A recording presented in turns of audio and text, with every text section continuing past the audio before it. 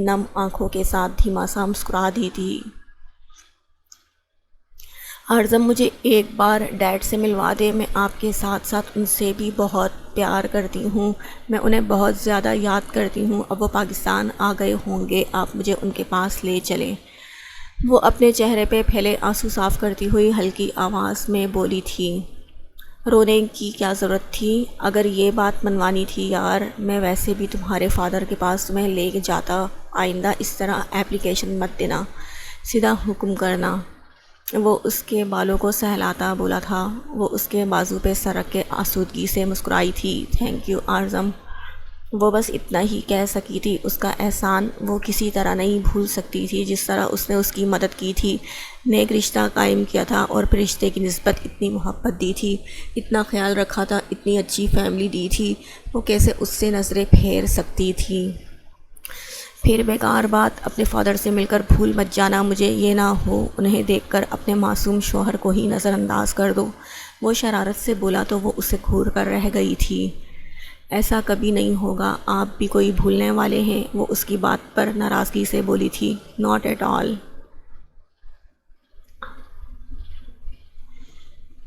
خیر مجھے میری ڈوز دو نا، تاکہ مجھے کچھ سکون ملے، وہ ہنستا ہوا بولا تو لیلک سرخ چہرے کے ساتھ پیار سے اس کے چہرے پہ جھکی تھی۔ اس کے گال پہ اپنے نرم لب رکھ کر وہ پیچھے ہٹی ہی تھی کہ ارزم نے اسے اپنے پیار کے حصار میں قید کیا تھا۔ وہ خود سپردگی دے کر سکون سے اس کی باہوں میں آنکھیں موند گئی تھی۔ ارزم نے گاڑی گھر کے سامنے روکی تو وہ دروازہ کھول کر باہر نکلی تھی۔ وہ بھی ڈرائیونگ سیٹ سے اتر کر اس کا ہاتھ تھامے ہم قدم چلنے لگا تھا۔ صبح ہوتے ہی وہ اسے شاپنگ پر لے کر چلا گیا تھا۔ باہر ناشتہ کرنے کے بعد اب وہ دونوں گھر لوٹے تھے۔ السلام علیکم امی۔ وہ دونوں گھر میں داخل ہوئے تو سامنے لاؤنج میں ہی نورجہاں بیگم کو بیٹھا دیکھ کر وہ وہیں چلے آئے تھے۔ وعلیکم السلام بیٹا، کہاں چلے گئے تھے صبح صبح؟ مجھے تو اریحا نے تمہارے میسج کا بتایا، ورنہ تو مجھے کہاں پتہ لگنا تھا۔ وہ لیلک کو اپنے ساتھ بٹھاتی دوسرے صوفے پہ بیٹھے ارزم سے شکوے سے بولی تھی۔ ارزم بس مسکرا کر رہ گیا تھا۔ ایسے ہی اچانک موڈ بن گیا تھا، صبح تک ایسا کوئی پروگرام نہیں تھا، اور آپ اپنی بہو سے پوچھیں، یہ اتنی ضدی ہے، اگر اس کی بات نہ مانی جائے تو منہ بنائے رکھتی ہے۔ وہ سارا الزام سراسر اس پر ڈالتا مزے سے بولا تھا۔ ایسی بات نہیں ہے امی جان، اب میں اتنی ضدی بھی نہیں ہوں، انہیں تو موقع چاہیے ہوتا ہے بس مجھے کچھ نہ کچھ سنانے کا۔ ایکچولی بات پتہ ہے کیا ہے امی، یہ نا مجھ سے اور آپ سے جیلس فیل کرنے لگے ہیں، یہ کہتے ہیں کہ ان کے حصے کا پیار اب آپ مجھے کرنے لگی ہیں اور انہیں پیار نہیں کرتی۔ وہ نورجہاں بیگم کی طرف مڑتی تفصیلاً ساری بات بتاتے ہوئے بولی تھی۔ نورجہاں بیگم ان کی نوک جھونک پہ مسکرا دی تھی۔ یہ کیا بات ہوئی ارزم، تمہیں میں اب بھی ویسا ہی پیار کرتی ہوں۔ وہ الگ بات ہے کہ لیلک سے مجھے بہت انسیت ہو گئی ہے، اور یہ ہے ہی اتنی پیاری کہ کوئی اس سے محبت کیے بنا رہ ہی نہیں سکتا۔ تم سب سے زیادہ میرا خیال کرتی ہے یہ۔ وہ اس کے سر پہ ہاتھ رکھتی پیار سے بولی تھی۔ ان کے لہجے میں اس کے لیے عزت، محبت، شفقت سب کچھ تھا۔ سدا سہاگن رہو، تم دونوں کا پیار ہمیشہ ایسے قائم و دائم برقرار رہے۔ وہ ان کی ہمیشہ کی دعاؤں پر شرمگین مسکراہٹ لیے ارزم کی طرف دیکھنے لگی تھی۔ آمین۔ آپ بہت اچھا کرتی ہیں۔ یہ بتائیں آپ لوگوں نے ناشتہ کیا؟ محل کی کوئی فون کال آئی تھی کہ وہ اپنے گھر؟ لیلک نے استفسار کیا تھا۔ ہاں صبح دامیر 10 منٹ کے لیے آیا تھا گھر، کہہ رہا تھا کچھ دنوں کے لیے کہیں جا رہا ہے۔ کل رات میں اریحا کے ساتھ ڈنر کرنا چاہتا ہوں، اجازت لے رہا تھا، میں نے اریحا سے پوچھ کر اسے ہاں کر دیا ہے۔ اوہ، اور اریحا نے ہاں کر دیا باہر جانے کے لیے؟ وہ بھی دامیر کے ساتھ؟ وہ آنکھوں میں حیرت لیے بولی تھی۔ ہاں بیٹا، مجھے لگا تھا کہ وہ منع کرے گی، مگر جب اسے کوئی اعتراض نہیں تو پھر میں کیا کہہ سکتی ہوں، نورجہاں بیگم نے کہا تو لیلک نے شکر کا سانس لے کر ارزم کو پھر سے دیکھا تھا۔ وہ بھی اس کی دیکھ مسکرا رہا تھا۔ ماشاء اللہ، میں چینج کر کے آتی ہوں، وہ کہہ کر اڑ گئی تھی۔ کمرے میں بڑھتی روشنی کے باعث اس کی آنکھ کھلی تھی۔ اس نے آنکھ کھلنے کے بعد سب سے پہلے اپنے دوسرے پہلو دیکھا تھا، جو کل کی طرح ہی خالی تھا۔ وہ ہڑبڑا کے اٹھ بیٹھی تھی بے ساختہ اس نے گھڑی پہ نگاہ ڈالی تھی جہاں 11 سے اوپر وقت ہو رہا تھا۔ کل کی طرح آج بھی وہ کافی دیر میں اٹھی تھی، نہ جانے ان 2 راتوں سے کیسے وہ اتنی دیر تک سوتی رہ گئی تھی۔ اب بھی ایک دم سے اٹھنے سے اس کا سر درد کرنے لگا تھا۔ کمر پہ پھیلے آبشار اس نے ہاتھوں میں تھام کر جڑا کیا تھا اور تکیے کے نیچے پڑا دوپٹہ گلے میں ڈالتی بیڈ سے پاؤں نیچے لٹکائے چپل اڑس کے وہ فریش ہونے کے لیے باتھ روم میں بند ہو گئی تھی۔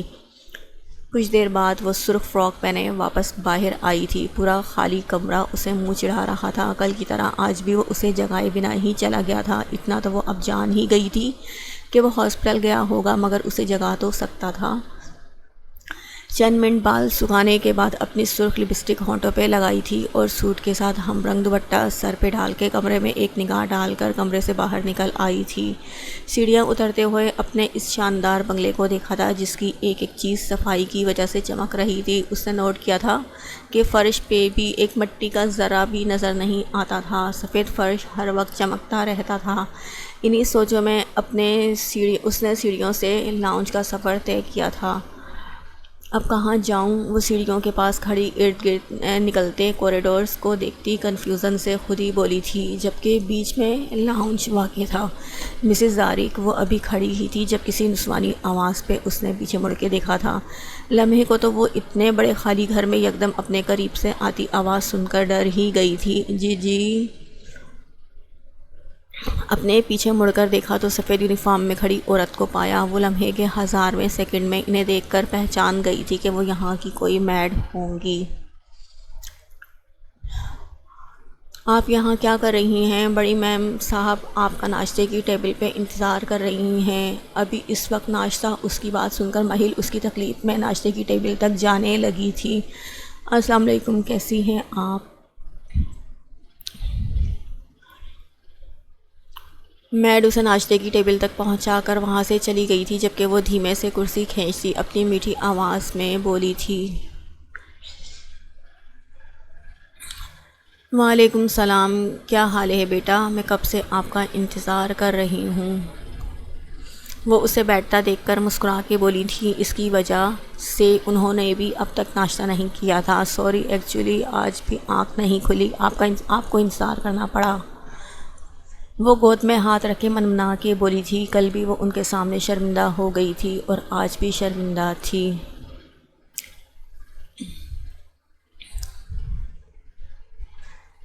اوہ کم آن مہل،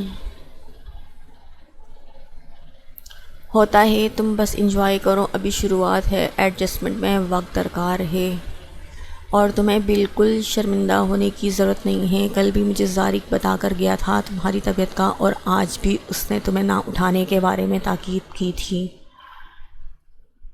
وہ اس کی طرف پلیٹ رکھتی اپنی عادت کے مطابق تحمل اور نرم لہجے میں بولی تھی۔ وہ سکون کا سانس بھر کر رہ گئی تھی، مگر کل صبح جلدی اٹھنے کا وہ ٹھان چکی تھی۔ جی اچھا۔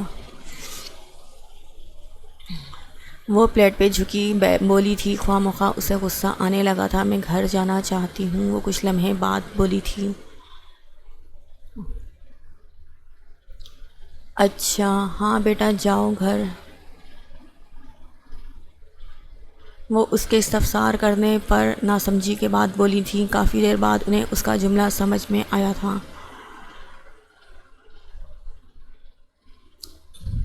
زارق آئے تو اس کے ساتھ چلی جانا۔ وہ پھر سے بولی تھی، نہیں میں خود چلی جاؤں گی، یا اگر ڈرائیور کی فیسلٹی موجود ہے تو اس کے ساتھ، ورنہ میں اعظم کو۔ بیٹا کیا ہو گیا ہے؟ زارق لے جائے گا، اگر نہ صحیح تو ڈرائیور یا میں ڈراپ کر دوں گی، مگر ابھی کیوں؟ آرام سے چلی جانا۔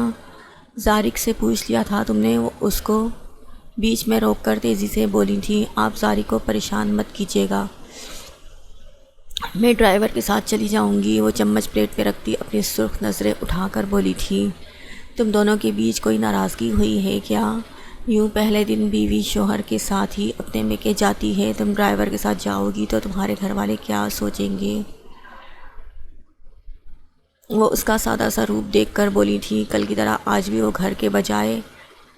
وہ گھر ہونے کے بجائے ہاسپٹل میں موجود تھا۔ وہ پریشانی میں گھر گئی تھیں، کچھ نہیں سوچیں گی، اور ڈاکٹر طارق مصروف بھی تو کتنا ہیں، ان کے پاس وقت کب ہوگا مجھے میرے گھر لے جانے کو؟ آپ خواہ مت سوچیں، میں بیگ لے کر آتی ہوں، آپ ڈرائیور کو ریڈی کریں۔ وہ ناشتہ بیچ میں چھوڑ کر کرسی سے اٹھی تھی۔ یہ پہلی دفعہ تھا کہ وہ یوں کسی کے سامنے اپنی منمانی کر رہی تھی اور اپنا فیصلہ سنا رہی تھی۔ مسز حشام اس کے رویے پر اس کو بغور دیکھنے لگی تھیں۔ پہلے ناشتہ تو کر لو، وہ اس کی خالی پلیٹ دیکھ کر فکر مندی سے بولی تھیں۔ مجھے سچ میں بھوک نہیں لگ رہی آنٹی، وہ اپنی خالی پلیٹ کو دیکھ کر بہانہ تراشتے ہوئے بولی تھی۔ میں آتی ہوں ابھی۔ مسز حشام تو حیرت سے اس کی جاتی پشت کو تکے گئی تھیں۔ اریحا وہ لاؤنج کے بعد اریحا کے کمرے کی طرف بڑھی تھی اور اب دروازے پر دستک دے رہی تھی۔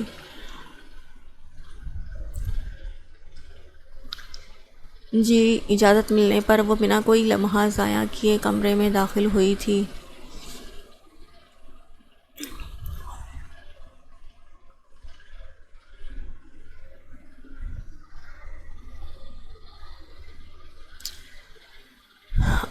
وہ بیڈ پر بیٹھی کتاب کو پڑھنے میں مگن تھی جب لیلک کو اس نے کمرے میں دیکھا تھا۔ ہاں، میرا آنا برا تو نہیں لگا تمہیں؟ وہ کارپیٹ پہ دھیرے سے چلتی بیڈ تک آئی تھی۔ آپ کا آنا کیوں برا لگے گا؟ آفٹر آل آپ میرے بھائی کی فیورٹ ہیں۔ وہ ٹانگیں سکیڑتی سیدھی ہو کر بیٹھی تھی اور لیلک کے لیے بیٹھنے کی جگہ بنائی تھی۔ میں نے تمہارے لیے کچھ لیا ہے، امید ہے کہ تمہیں اچھا لگے گا۔ وہ ہاتھ میں پکڑا چھوٹا سا شاپنگ بیگ اس کی جانب بڑھاتی آنکھوں میں چمک لیے بولی تھی۔ اوہ ہاں، آپ اور بھائی صبح شاپنگ پر گئے تھے، مگر اس کی کیا ضرورت تھی؟ میں نہیں لے سکتی۔ وہ چاہ کے بھی لیلک کے ہاتھ سے وہ شاپنگ بیگ نہ لے سکی تھی۔ اریحا وہ کچھ لمحوں کے لیے رکی تھی اور اریحا کا سنجیدہ چہرہ دیکھنے لگی تھی۔ اریحا، میں نے اور اعظم نے تمہارے لیے بہت پیار سے یہ لیا ہے، تم ایسے منع کرو گی تو مجھے بالکل اچھا نہیں لگے گا، پلیز لے لو۔ وہ زبردستی اس کی گود میں وہ بیگ رکھتی نرمی سے گویا ہوئی تو اریحا نے بامشکل بیگ کو تھاما تھا۔ تھینک یو لیلک بھابھی، مگر اس کی واقعی ضرورت نہیں تھی، آپ نے خواہ تکلف کیا۔ وہ بیگ کے اندر گفٹ پیک کو دیکھتی ہلکا سا مسکرا کے بولی تھی۔ ضروری نہیں ہے کہ ہر چیز ضرورت کے تحت دی جائے، کچھ چیزیں محبت بڑھانے کے لیے بھی کی جاتی ہیں۔ آفٹر آل شیئر اور کیئر کرنے سے رشتہ مضبوط اور محبت میں اضافہ ہوتا ہے۔ آپ بہت اچھا بولتی ہیں، مگر اس میں کیا ہے؟ اور تجسس میں اضافہ ہوا۔ وہ اس کی بات پر دھیما سا مسکرائی تھی۔ تم خود دیکھ لو اور جلدی بھی کرو اریحا، وہ اب بے چینی سے بولی تھی کیونکہ اریحا اس گفٹ کو بس ٹالی جا رہی تھی۔ اچھا جی، یعنی کچھ اسپیشل ہے؟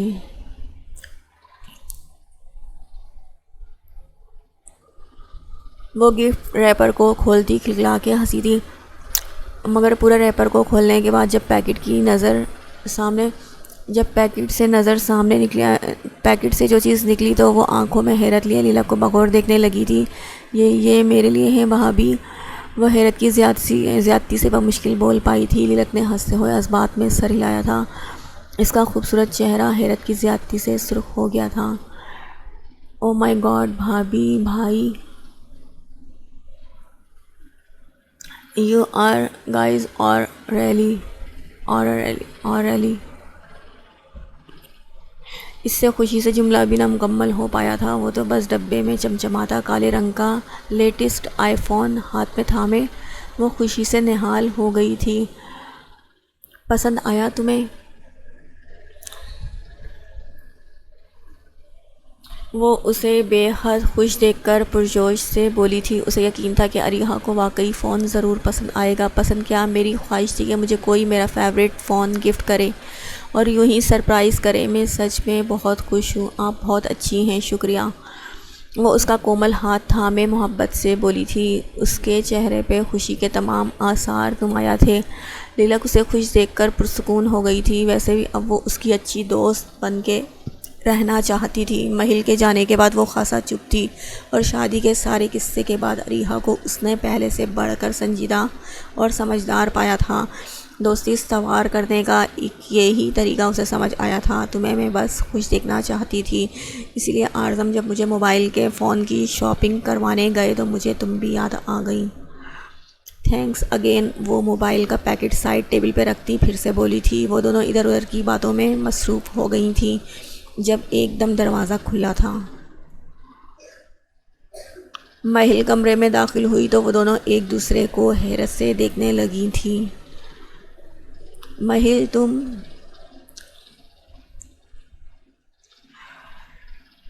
بر وقت وہ دونوں ساتھ بولی تھیں۔ اسے یوں ایک دم اچانک دیکھ کر وہ دونوں شاکڈ ہو گئی تھیں۔ ہاں میں، کیوں برا لگ رہا ہے میرا آنا؟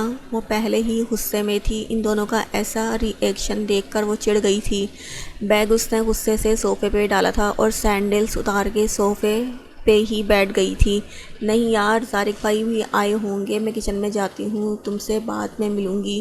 لیلک تیزی سے کمرے سے باہر نکلنے کو تھی جب مہل کی چنگاڑتی ہوئی آواز نے اس کے قدم جکڑ لیے تھے۔ کوئی تمہارے سو کالڈ طارق بھائی نہیں آئے ہیں، اکیلی آئی ہوں ڈرائیور کے ساتھ، سکون سے یہیں بیٹھ جاؤ۔ ہر وقت کیا اچھی بہو بننے کے ثبوت دینے کے ثبوت میں تم کچن میں جانے کے بہانے ڈھونڈتی رہتی ہو۔ وہ اسے بھی اچھا خاصا سنا گئی تھی۔ لیلک ایک بار پھر حیرت سے اس کے غصے سے بھرے روپ کو پہلی بار دیکھتی مسکرائی تھی۔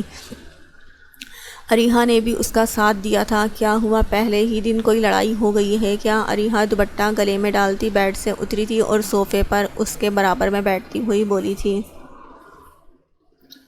ایسی بات نہیں ہے عریہا،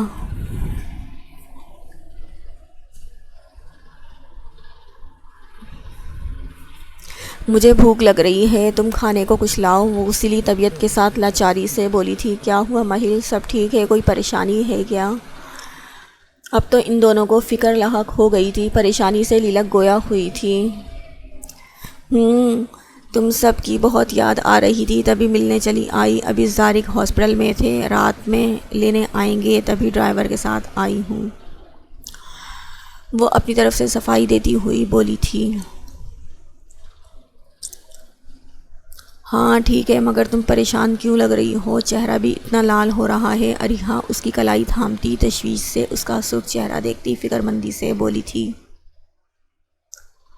مہل نے اسے گھورا تھا۔ تم مجھے کھانا لا کر دے دو عریہا، ابھی سے اپنی ڈاکٹری مت جھاڑو۔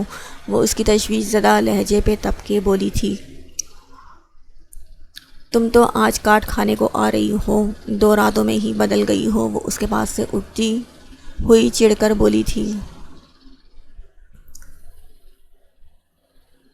وہ اس کے لیے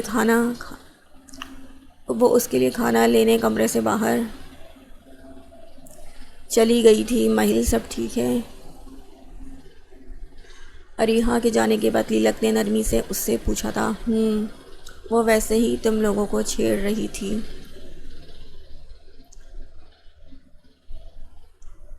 تم بتاؤ سب ٹھیک ہے؟ وہ اپنے چہرے کے تاثرات ٹھیک کر دی، اس کا ہاتھ تھام کر اپنے ساتھ بٹھا چکی تھی۔ لیلک ایک نظر اس کے مطمئن چہرے پہ ڈال کر دوسری باتیں کرنے لگی تھی، جبکہ مہل کا سارا دھیان ایک ہی شخص پہ تھا۔ شام کے سائے آہستہ آہستہ گہرے ہو چکے تھے۔ وہ کام میں اس قدر مصروف رہا کہ دن سے کب شام اور اب رات کے 8 بجے اسے محسوس ہی نہ ہوا تھا۔ ہاسپٹل آ کر بیشتر کاموں میں اس کا پورا دن یوں ہی نکل جاتا تھا۔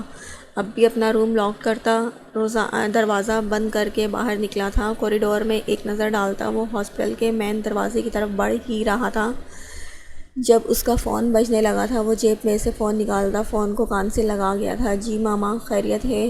وہ حسب عادت نرمی سے بولا تھا۔ بیٹا مہل کیسی ہے؟ یہ کیسا سوال ہے ماما؟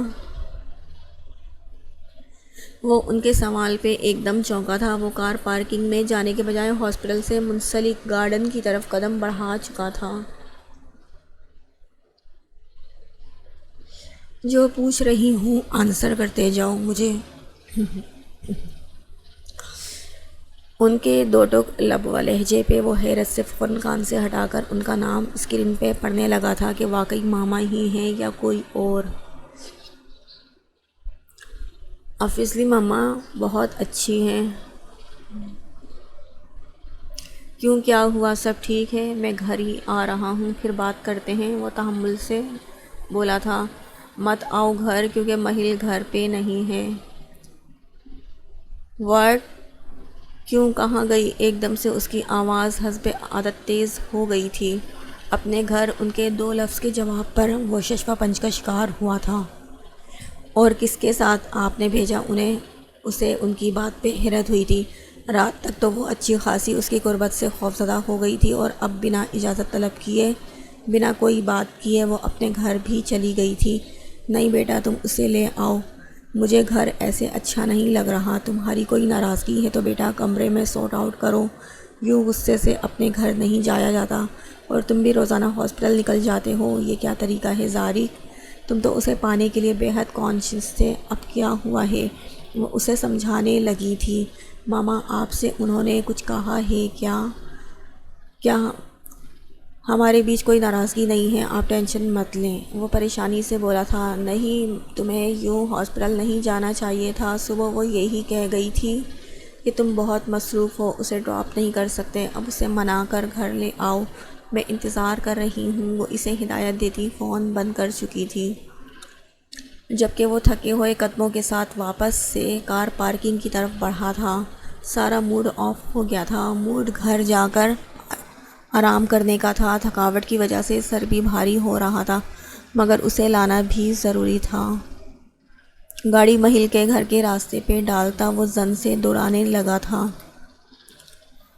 وہ سب لان میں بیٹھے چائے سے لطف اندوز ہو رہے تھے۔ کچھ دیر پہلے ہی سب نے مل کر اچھا سا ڈنر کیا تھا اور اب لان میں بیٹھے تھے۔ لان میں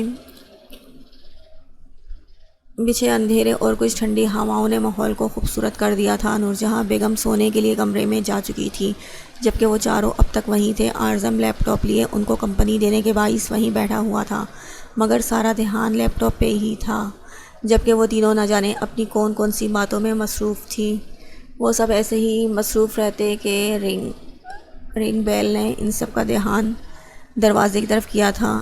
مہل جو سکون سے بیٹھی تھی، بیل بجنے کی آواز پہ سب سے زیادہ خطرے کی گھنٹی اسے ہی اپنے آس پاس سنائی دینے لگی تھی۔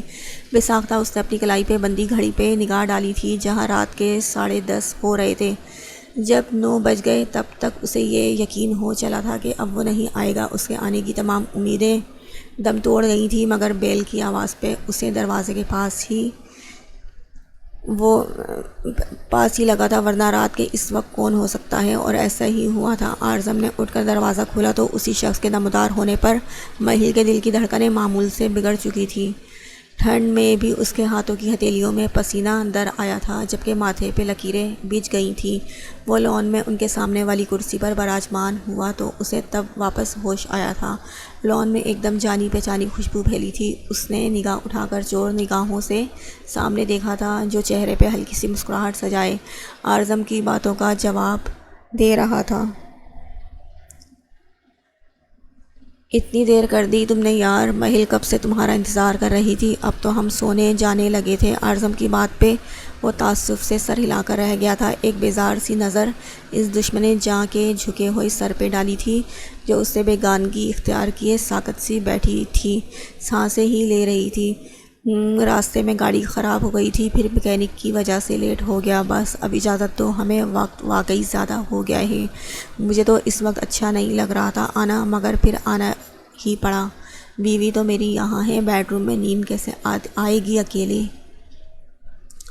وہ طنز سے اس کے جھکے سر پہ نظر ڈالتا سنجیدگی سے بولا تھا۔ مہل نے گھبرا کر اس کے آخری جملے کو سن کر اسے دیکھنا چاہا تھا، مگر نظروں کا جیسے ہی تصادم ہوا وہ نظریں پھیر گئی تھی۔ دل آنے والے وقت کی وجہ سے تیزی سے دھڑکنے لگا تھا، اور کچھ تو اس کے تیور ٹھیک نہیں لگ رہے تھے۔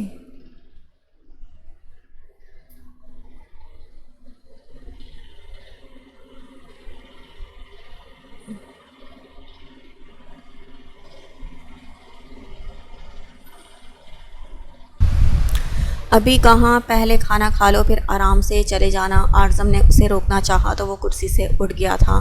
نہیں شکریہ، گھر پہ ہی کھاؤں گا، یہاں پھر کبھی صحیح، ابھی بہت تھک گیا ہوں، گھر پہنچنا لازمی ہے انشاءاللہ اگلی بار۔ وہ لب و لہجے کو ہمیشہ کی طرح نارمل کیے پینٹ کی جیب میں ہاتھ پھنسائے بولا تھا۔ مہل بھی کرسی سے اٹھ گئی تھی اور اپنا سامان لینے اندر چلی گئی تھی۔ قدم جیسے من بھر کے ہو گئے تھے، اٹھنے سے انکاری تھے۔ کہاں ہاؤس جاب کرنی ہے آپ کو؟ میں نے آپ کے ریکارڈ چیک کیے ہیں، کافی بریلینٹ اسٹوڈنٹ ہیں۔ وہ اریحا کی طرف مڑتا اس سے بات کرنے لگا تھا۔ وہ پہلے بھی یونی میں اسے کئی بار دیکھ چکا تھا۔ عموماً ٹیچرز کو یونی کی طلبہ کہاں یاد ہوتے ہیں، مگر اس کا نام ہر جگہ ہر بورڈ پہ نمایاں دیکھ کر وہ اسے یاد رہ گئی تھی۔ اب بھی اس نے پوری کلاس میں ٹاپ کیا تھا۔ وہ اس کی کارکردگی سے بے حد متاثر ہوا تھا۔ تھینک یو، وہ صرف اتنا ہی بول سکی تھی۔ ایک دم سے اس کے سوال کا کوئی جواب نہ بن سکا تو وہ صرف اتنا ہی بول سکی تھی۔ ویسے بھی خود سے کیا گیا وعدہ وہ کیسے اتنی جلدی بھول سکتی تھی؟ بے قابو ہوتے دل کے ساتھ وہ اسے نظر انداز کر کے اپنے قدم پیچھے کی طرف بڑھا کر وہ اس کی موجودگی سے دور ہوتی چلی گئی تھی۔ مشکل تھا مگر اسے خود پہ یقین تھا۔ مہل بیگ اور شال لے کر آئی تو وہ اعظم سے مل کر دروازے سے باہر نکل گیا تھا اور خود فرنٹ سیٹ پہ جا کر براجمان ہو گیا تھا۔ وہ کچھ لمحوں کی دیری کے بعد سرخ فراک میں سیاہ شال کندھے پہ ڈالے گیٹ سے باہر آئی تھی اور بامشکل گاڑی میں آ کر بیٹھی تھی۔ اس کے بیٹھنے کی دیر تھی۔ وہ تیزی سے گاڑی کو اسٹارٹ کر کے بھگانے لگا تھا۔ کچھ دیر تو مہل بھی اس کی جارحانہ ڈرائیونگ سے خوفزدہ ہو کر گاڑی کے دروازے سے چپک گئی تھی۔ گاڑی میں چھائی مستقل خاموشی اور ہیرش ڈرائیونگ سے ڈر کر وہ دھڑکتے دل کے ساتھ دعا پڑھنے لگی تھی۔ مجھے ڈر لگ رہا ہے زارق۔ وہ جب نہ رکا تو مشکل سے وہ منہ سے آواز نکال پائی تھی، مگر وہ پھر بھی نہ رکا تھا اپنے بنگلے کے سامنے۔ بالآخر اس نے گاڑی کو بریک لگایا تھا۔ گاڑی ایک دم جھٹکے سے رکی تھی۔ مہل پوری ہل کر رہ گئی تھی۔ وہ گاڑی رکتے ساتھ ہی سیٹ بیلٹ نکال کر دروازہ کھولتی گاڑی سے تیزی سے باہر نکلی تھی اور گھبراتی ہوئی بنگلے کے اندرونی جانب بھاگی تھی۔ جبکہ وہ سر سیٹ پہ ڈالے شرٹ کے 2 اوپری بٹن کھولے گہرے سانس لینے لگا تھا۔ اسے جب بھی غصہ آتا تب وہ ہارش ڈرائیونگ کرتا یا ایسی خاموشی اختیار کر لیتا کہ دوسرا بندہ عاجز ہو جاتا۔ کچھ دیر بعد وہ گاڑی سے باہر نکلا تھا۔ چابی چوکیدار کی طرف پھینک کر وہ خود بھی اندر کی جانب بڑھ گیا تھا۔ گیٹ سے اندر آنے کے بعد راہداری عبور کرتے ہوئے وہ اندر داخل ہوا تھا۔ مسز حشام کو وہ لیٹ ہونے کا بتا چکا تھا، اسی لیے وہ اسے ہمیشہ کی طرح لاؤنج میں نظر نہیں آئی تھیں، ورنہ وہ اس کے انتظار میں لاؤنج میں ہی بیٹھی ملتی تھی۔ وہ شرٹ کے مزید بٹن کھولتا سیڑھیاں چڑھتا چلا گیا تھا۔ سیڑھیاں ختم ہونے کے بعد وہ اپنے کمرے میں داخل ہونے کے لیے جیسے ہی ہینڈل پہ ہاتھ رکھا تو دروازہ اندر سے لاک دیکھ کر اس کا رہا سہا غصہ 7ویں آسمان تک پہنچ گیا تھا۔ اسے غصہ بے حد کم آتا تھا، اور آتا تو بہت۔ ابھی بھی یہی حال تھا۔ پہلے ہاسپٹل کا ہیٹنگ ڈے، پھر راستے میں گاڑی خراب، پھر اتنی رات میں اسے پک کرنا، اور اب دروازے کو بند دیکھ کر اس نے ضبط سے آنکھیں بند کی تھیں۔ تھکن سے برا حال تھا۔ اوپن دا ڈور مہل، وہ ایک ہی دفعہ میں سخت آواز کیے رعب اور غصے سے بولا تھا۔ وہ جو بیڈ پہ بیٹھی اس سے خوفزدہ سہم کر بچنے کی کوشش کر رہی تھی، اس کی تیز آواز سن کر ایک دم اچھل کر بیڈ سے اٹھی تھی۔ اسے آنے والا وقت انتہائی خطرناک لگ رہا تھا۔ دروازہ کھولے مہل، کوئی رسپانس نہ ملنے پر وہ پہلے کی بنسبت تھوڑا سا نرم پڑا تھا، مگر سب کچھ بے سود۔ دروازہ کھولے مہل، کوئی رسپانس نہ ملنے پر وہ پہلے کی بنسبت تھوڑا سا نرم پڑا تھا، مگر سب کچھ بے سود۔ وہ پریشان ہو گیا تھا۔ دروازہ نہ کھلتے دیکھ کر وہ تیش میں اسٹور روم کی طرف بڑھا تھا۔ اسٹور روم میں داخل ہو کر اس نے کبرڈ کی ڈرا سے مختلف چابیوں کے باکس کو نکال کر غصے سے ٹیبل پہ پٹکا تھا۔ چند منٹ کی تگودو کے بعد اپنے کمرے کی چابی کو پہچانتے ہوئے اس نے وہ چابی ہاتھ میں تھامی تھی اور باکس کو ویسے ہی چھوڑ کر اسٹور روم کو واپس بند کرتا ہوا وہاں سے نکلا تھا۔ اپنے کمرے کے باہر کھڑے وہ بند دروازے کو دیکھ کر خواہ مسکرایا تھا۔ سلی گرل، چابی کو لاک میں ڈالتا وہ سرگوشی سے انداز میں بولا تھا۔ دروازے کو ان لاک کرنے کے بعد اس نے آہستگی سے دروازے کو پیچھے کیا تھا اور دبے قدموں سے کمرے میں داخل ہو کر کمرے کو لاک کیا تھا۔ کمرہ اب تک اندھیرے میں ڈوبا ہوا تھا، جیسے کوئی کمرے میں داخل ہی نہ ہوا ہو۔ ہر چیز اپنی جگہ پر سیٹ دیکھ کر اس نے خالی کمرے پہ نگاہ دوڑائی تھی۔ اسے وہ کہیں دکھائی نہ دی تھی۔ اس نے اپنی شرٹ کے کھلے اوپری 2 بٹن کے ساتھ مزید بٹن کھولے تھے اور شرٹ اتار کر بیڈ پہ ڈالی تھی۔ اب وہ کلائی پہ بندھی گھڑی نکالنے کی کوشش کر رہا تھا جب اسے ڈریسنگ روم میں کسی چیز کے گرنے کی آواز آئی تھی۔ وہ چوکنا ہو کر گھڑی ٹیبل پہ ڈال کر ڈریسنگ روم کے بند دروازے کو دیکھنے لگا تھا۔ وہ کمرے کو خالی دیکھ کر سمجھ چکا تھا، تبھی قدم ڈریسنگ روم کی جانب بڑھائے تھے۔ ڈریسنگ روم کے دروازے کے لاک پہ ہاتھ رکھ کے اس نے ایک گہری سانس بھری تھی اور لاک کو گھمایا تھا۔ یہ سب کرنے میں اتنا شور تو پیدا ہوا تھا کہ اندر بند ہوا شخص کی سماعتوں میں ضرور گزرا ہوگا۔ وہ دروازہ لاک کر کے پینٹ سے بیلٹ نکالتا، صوفے پہ ڈالتا، فریش ہونے کی غرض سے باتھ روم جانے ہی لگا تھا کہ نسوانی آواز نے اس کے قدم جکڑے تھے۔ دروازہ کھولیں۔ وہ جو ڈریسنگ روم کے اندر دروازہ بند کر کے بچنے کی خواہش میں بیٹھی اپنی خیر منا رہی تھی، ایک دم دروازہ اور پھر لائٹ بند ہونے پہ ہڑبڑا کے سینٹرل کاؤچ سے اٹھتی دروازہ پیٹنے لگی تھی۔ دروازہ کھولیں پلیز۔ اس کی گھبرائی ہوئی آواز اس کے کانوں میں پڑی تھی، مگر وہ انسنا کرتا باتھ روم میں بند ہو گیا تھا۔ فی الحال اعصاب کی تھکان کم کرنے کے لیے ایک گرم شاور کی نہایت ضرورت تھی۔ شل ہوتے دماغ کے ساتھ وہ نظر انداز کر کے آگے بڑھ گیا تھا۔ یہ جانے بغیر کہ اندر بند ہوئی شخصیت اس کی پہلی نظر کی محبت ہے اور اس محبت کو وہ 2 دن سے اسی طرح نظر انداز کر رہا ہے۔ وہ اسٹڈی روم سے ہاتھ کی مدد سے جمائی روکتا باہر نکلا تھا۔ کام کرتے کرتے اسے خاصا وقت گزر چکا تھا۔ لیلک کی نیند کو ڈسٹرب نہ کرنے کی وجہ سے وہ کمرے سے منسلک دوسرے کمرے میں موجود لیکچر تیار کر رہا تھا۔ اپنے کمرے میں جانے کے بجائے وہ پانی پینے کی غرض سے سیڑھیاں اترتا نیچے کچن کی طرف جانے کے لیے بڑھ گیا تھا۔ لاؤنج میں چھایا اندھیرا اور پھر صرف کچن میں چھائی نیم روشنی میں وہ فریج کھولے، صرف ان میں چھائی پانی کی جگہ پر اب دودھ گلاس میں ڈالنے لگا تھا۔ ابھی وہ کارنر پہ گلاس رکھے دودھ ڈال ہی رہا تھا جب اسے اپنی پشت پہ کچھ لگنے کا احساس ہوا تھا، جیسے کسی نے کوئی چمچ اسے مارا ہو۔ وہ دودھ کا پیکٹ کارنر پہ رکھ کر کچن کے دروازے کے باہر اندھیرے میں بھی کسی کو تلاش کرنے لگا تھا، مگر اندھیرے کی وجہ سے وہ کچھ نہ دیکھ سکا تھا۔ اس سب کو وہ نظر انداز کر کے واپس اپنے کام میں مگن ہو چکا تھا جب ایک دفعہ پھر اپنی پشت پہ کسی چیز کا احساس ہوا تھا۔ وہ خواہ پریشان ہو گیا تھا۔ اس وقت کون اس کے ساتھ اس طرح کا مذاق کر سکتا تھا؟ سب سو رہے تھے۔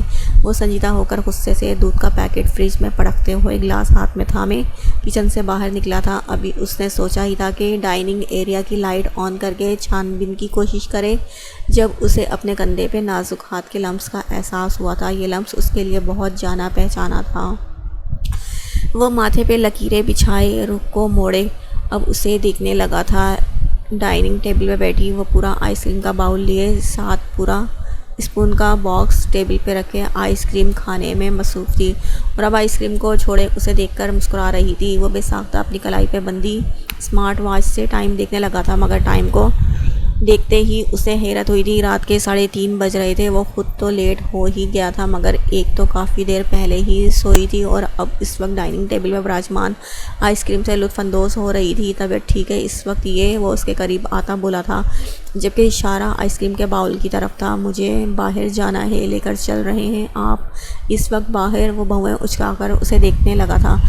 جواب میں لیلک نے اپنے چہرے کے تاثرات مزید اس سے برے کیے تھے، جیسے اسے آرزم کی بات پسند نہ آئی ہو۔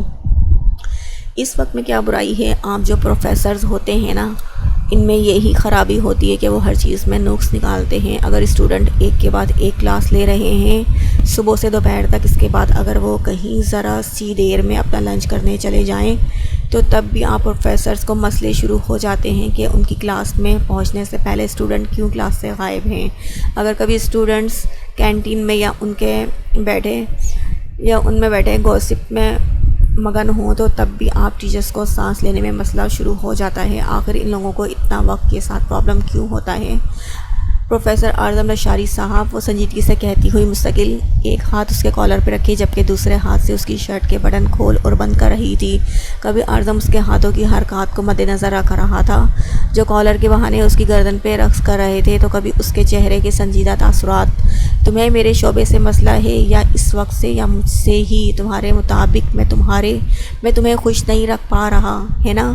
اس وجہ سے میں کسی بھی اپنی کولیگ سے شادی کرنا چاہتا تھا جو میرے شعبے سے اچھی طرح وابستہ اور واقف بھی ہو، میری عمر سے صحیح میچ بھی کرے، مگر تم اسٹوڈنٹ ٹھہری۔ پتہ نہیں قسمت کو یہی منظور تھا کہ تم میری زندگی میں آ گئی۔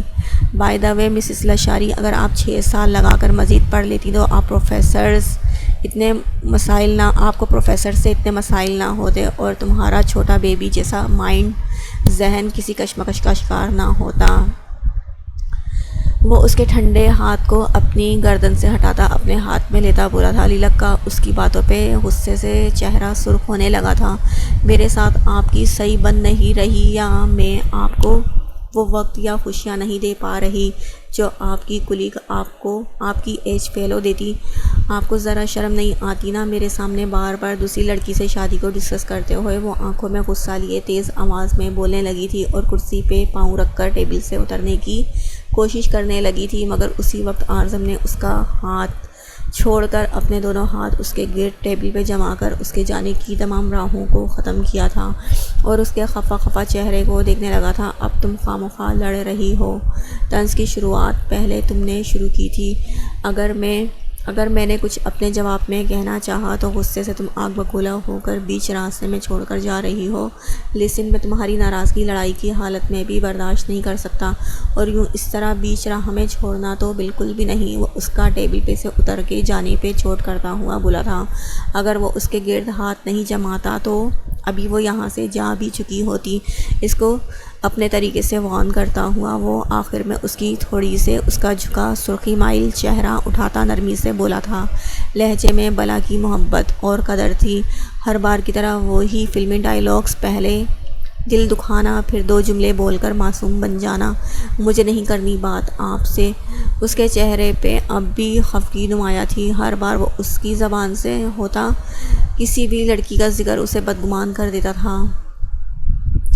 نہ چاہتے ہوئے بھی وہ سوچنے پہ مجبور ہو جاتی، اچھا چلو باہر لے کے چلوں؟ وہ اس کے ناراض چہرے پہ گہری نظریں ڈالتا دوستانہ لہجے میں بولا تو لیلک مسکرا بھی نہ سکی تھی۔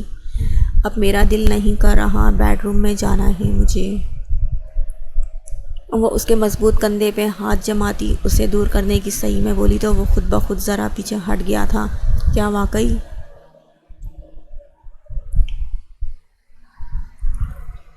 میرا موڈ بنا کر ہر بار تم نے ایسا ہی کرنا ہوتا ہے؟ بہرحال اس حالت میں تمہیں کسی بھی صورت میں باہر لے کر نہیں جانے والا تھا۔ وہ اس کے نائٹ گاؤن کو دیکھتا شرارت سے بولا تھا۔ میری حالت میں کوئی برائی نہیں ہے، پورے کپڑے ہیں اور مجھے اچھے سے پتہ تھا کہ آپ مجھے نہیں لے کے جانے والے۔ اب ہٹیں پیچھے، 4 یہیں بج گئے ہیں۔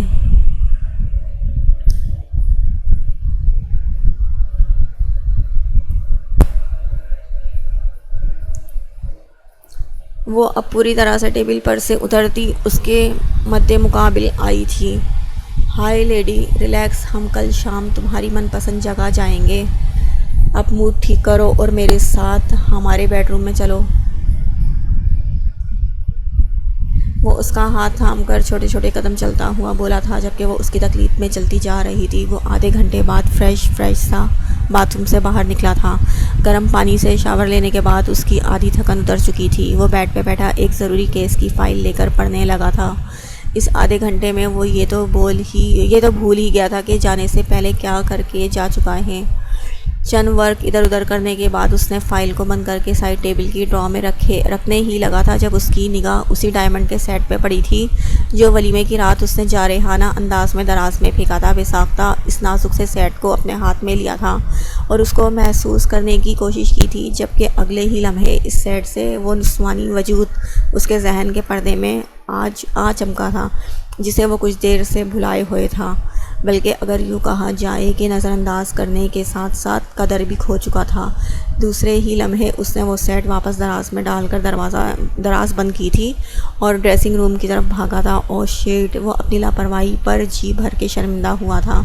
اتنی سزا کافی تھی۔ وہ دروازے کا لاک کھول کر اندر داخل ہوا تھا، مگر سامنے کا منظر دیکھ کر وہ مزید پشیمان ہو گیا تھا۔ وہ اپنی غلطی پر اچھا خاصا گھبرا گیا تھا۔ آخر کیوں اس نے اسے اس طرح بند کیا تھا؟ صرف بدلے کے لیے؟ اسے اپنی اس قدر گری ہوئی حرکت پہ جی بھر کے افسوس ہوا تھا۔ آپ ایک اچھے شوہر بالکل بھی نہیں ہیں۔ وہ دروازہ کھلنے پہ سینٹرل کاؤچ سے اٹھ کر بمشکل اس کے مقابل آ کھڑی ہوئی تھی۔ آنکھوں میں اترتے ہوئے آنسو اور لہجے میں دہکتا الاؤ زاری کو اچھا خاصا پریشان کر گیا تھا۔ کچھ بھی تھا، وہ اس کی محبت تھی، اور اس کی محبت کے ساتھ وہ زیادتی کیسے کر سکتا تھا؟ اور وہ اپنی محبت کے ساتھ زیادتی کیسے کر سکتا تھا؟ مجھے اندازہ ہے۔ بھاری لہجہ گمبھیرتا اور سنجیدگی کا امتزاج لیے ہوئے تھا۔ وہ اس کے سرخ آنکھوں اور چہرے کو بالکل نہیں دیکھ سکا تھا، تبھی فوراً رخ موڑ کر وہاں سے نکلتا چلا گیا تھا۔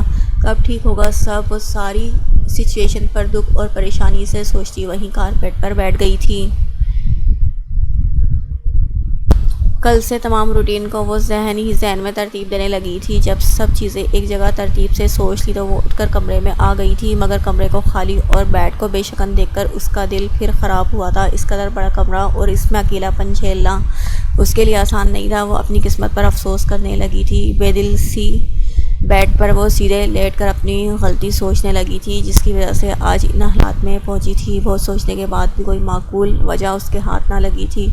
جب کچھ سرا سمجھ نہ آیا تو وہ زبردستی سونے کی کوشش کرنے لگی تھی، جب نیند آنکھوں سے کوسوں دور تھی۔ وہ مختلف کپڑے بیڈ پہ پھیلائے بیٹھی تھی۔ آج صبح سے ہی وہ الماری کو سیٹ کرنے میں مگن تھی۔ جب سارے کپڑے سیٹ کر چکی تو وہ اب کچھ ڈریسز بیڈ پہ رکھ کے چوائس کرنے کی کوشش میں تھی۔ آج رات وہ دامیر کے ساتھ ڈنر پہ جانے والی تھی، جس کے لیے حامی اس نے خود بخود بھری تھی۔ ساتھ جانے کے لیے وہ مان تو گئی تھی، مگر اب مستقل کشمکش کا شکار تھی کہ کیا پہنے۔ کچھ بے دلی سے اس نے اپنے چہرے کو آئینے میں دیکھا تھا، جو حد سے زیادہ کملایا ہوا کمزور سا لگ رہا تھا، جبکہ چہرے کی شادابی بھی پھیکی پڑ چکی تھی۔ اسے جب کچھ پہننے کو سمجھ نہ آیا تو وہ لیلا کی مدد لینے کے لیے موبائل اٹھا کر اسے میسج کرنے لگی تھی۔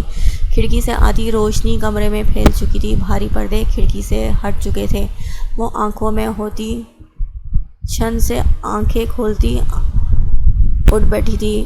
بیڈ کی دوسری طرف نگاہ ڈالنے پر وہ پرسکون ہوئی تھی۔ چادر پہ پھیلی شکلیں اس بات کا واضح ثبوت تھا کہ رات کو وہ بیڈ پہ آیا تھا۔ وہ اس کا انتظار کرتی کرتی کب سوئی تھی اسے پتہ ہی نہ لگا تھا۔ وہ پاؤں زمین پہ اٹکاتی، دو پٹی کی چپل ارستی چپل پہن کر کھڑی ہوئی تھی، دوپٹہ گلے میں ڈالا تھا، مگر باتھ روم کو بند دیکھ کر وہ رک گئی تھی۔ کل رات وہ عہد کر کے سوئی تھی کہ کل جلدی اٹھے گی۔ اب وہ جلدی اٹھی تھی، مگر باتھ روم بزی تھا، اور تیار ہوئے بغیر وہ کیسے نکل سکتی تھی؟ بہت کچھ سوچ کر وہ ڈریسنگ روم میں گئی تھی اور نیا ڈریس چینج کیا تھا۔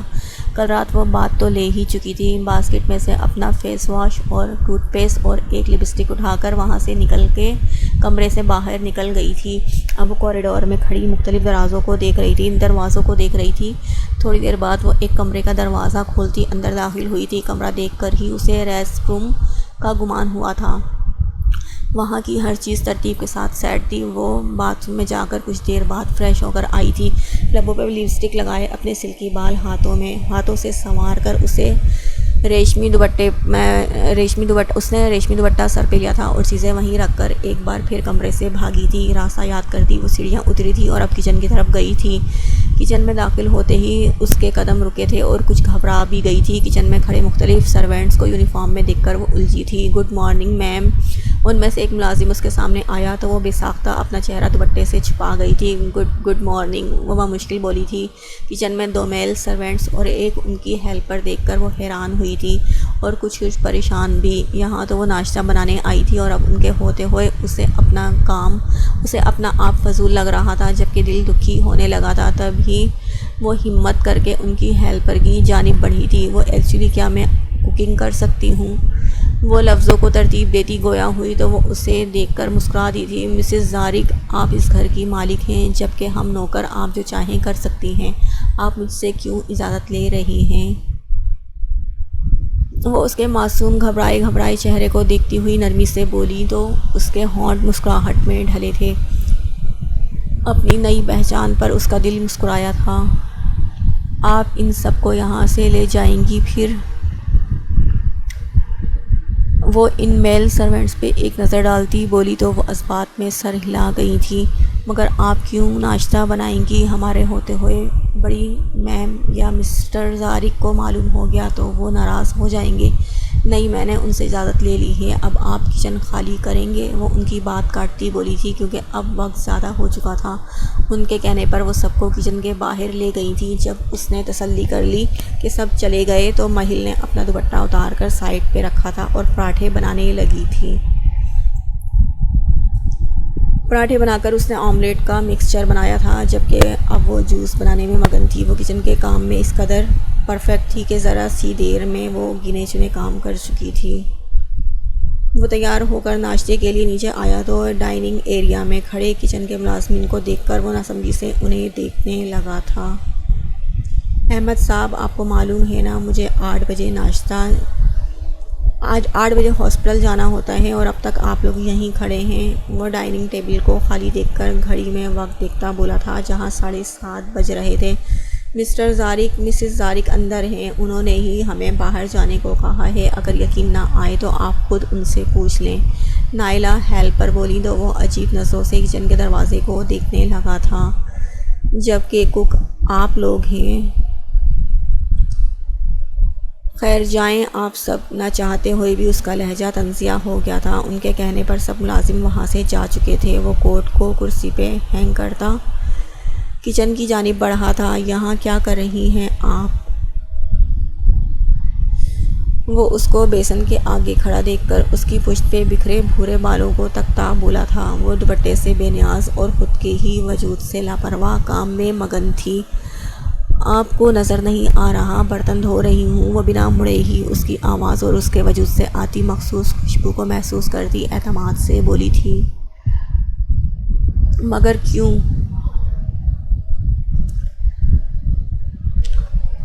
وہ اسے خوامخواہ گھریلو کاموں میں مصروف دیکھ کر چڑے بنا نہ رہ سکا تھا۔ اس کے ہوتے ہوئے وہ گھر کے کاموں کو فوقیت دے رہی تھی۔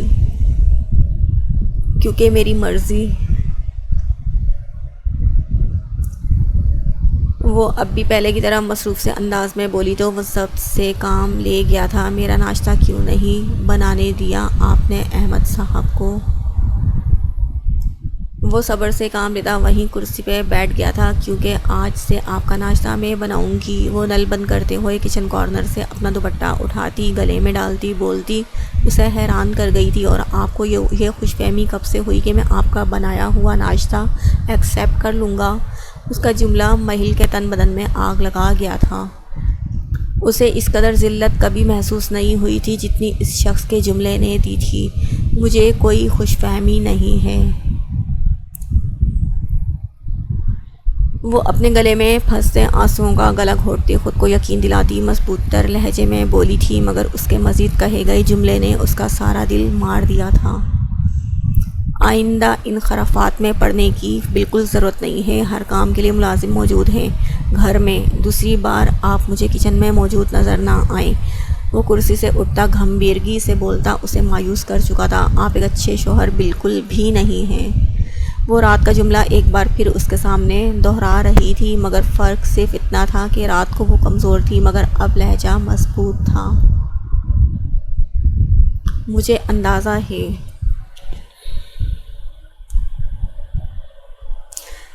وہ اس پہ ایک غلط نظر ڈالے بغیر لمبے لمبے ڈگ بھرتا وہاں سے جانے لگا تھا۔ اگر آپ ناشتہ کیے بنا گھر سے گئے تو میں بنا بنایا ناشتہ کچرے کی نظر کر دوں گی۔